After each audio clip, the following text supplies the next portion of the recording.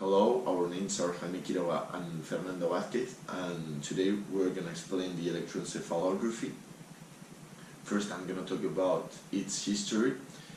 In 1875, Richard Caton presented his findings about the electrical phenomena of the exposed cerebral hemispheres of rabbits and monkeys in a British journal.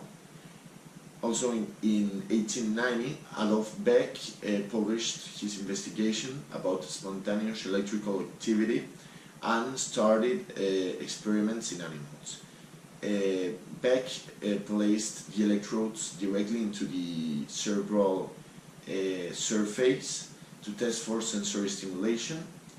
His observations about fluctuating brain activity led him to the conclusion of brain waves.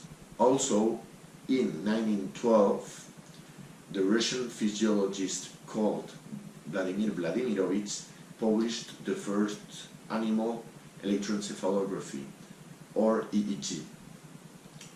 Finally, in 1924, Hans Berger published the first human EEG.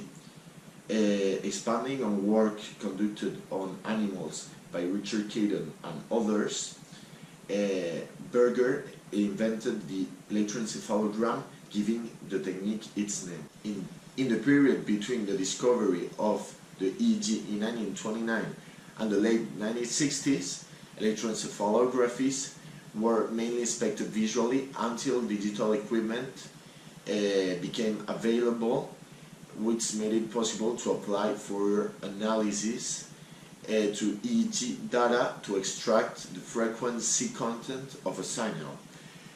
This eventually enabled the field of quantitative electroencephalography, or QEEG as we know it today.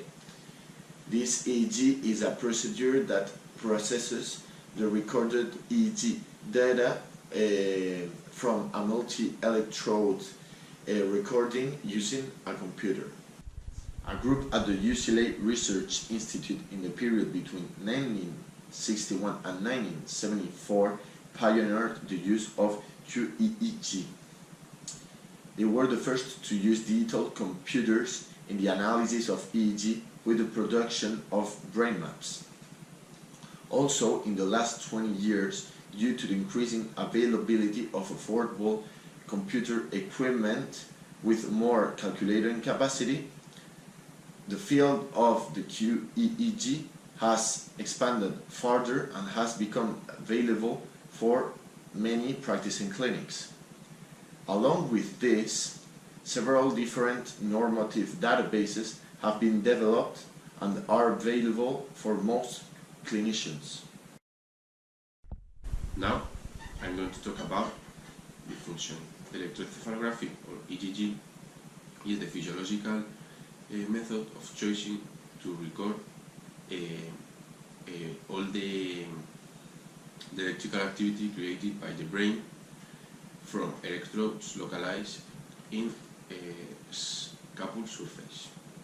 For faster application, electrodes mountain plastic caps as well, or similar as bath caps, and something that the data can be collected from different parts of the head.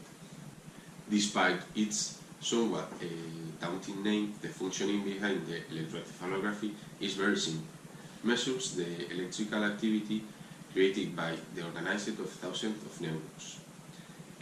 Supply an excellent time resolution and let you know what part of your brain are active in certain times, even at sub-second time scales. And for end, the EEG is one of the fastest imaging techniques available, as it can take thousands of snapshots per second, 256 Hz or higher. Well, now I'm going to talk about the description of the object. Electroencephalography consists of placing on the patient's head multiple electrodes that are usually metallic, for example made of copper, tin, gold or other metals, and circular shaped. These are called disc electrodes and vary from 35 to 80 centimeters of diameter and are from 1.5 to 2.7 millimeters thick. There are also ear clip electrodes and intracortical electrodes, these latter being very invasive. Nowadays, computers for signal visualizing and analyzing are needed.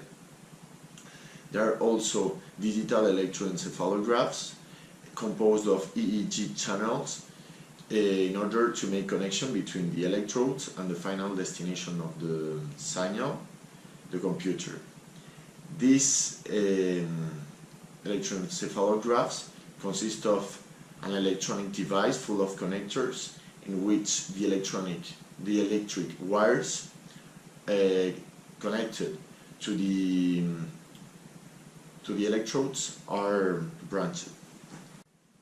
Now I'm going to talk about the 5 different types of waves that we can find in an EEG. There are delta, theta, alpha, beta and gamma. Delta waves oscillate from 1 to 4 Hz. In sleep labs we can explain these waves with depth of sleep. These waves only appear in non-REM phases. These phases are when we are not dreaming but we are sleeping. Then theta waves oscillate from 4 to 8 Hz. These are when we are. These waves are related with cognitive processing. Then alpha waves oscillate from 8 to 12 Hz. These waves appear when we are in a completely relaxed state. Then beta waves oscillate from 12 to 24 Hz. These waves appear when we are thinking or making some movements, for example running, walking, dancing, etc. So we can see these waves as well when we see other people making movements as well. Then the last one are gamma waves that oscillate more than 25 Hz, normally 14 Hz. These waves are one of the newest waves that experts can have discovered. So they have been devised of what type of wave is or in what category they can go. Then this is the gamma waves, beta waves, alpha, theta and delta.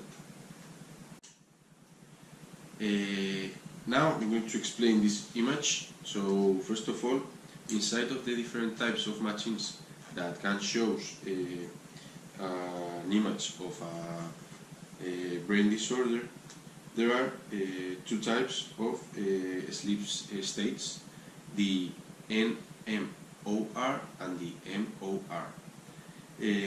This image shows an NMOR of a person who sleeps disorder.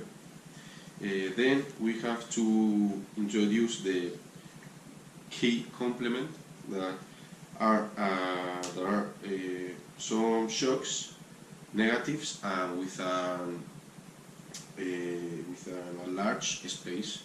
This means that the peak of the graphic goes up and then immediately goes down with a deflection, with a positive deflection, and that's the reason we have this variation in the image. That's all. These are I have explained the types of waves. So this is a combination of gamma and delta waves. GoPro para vídeo. GoPro para vídeo.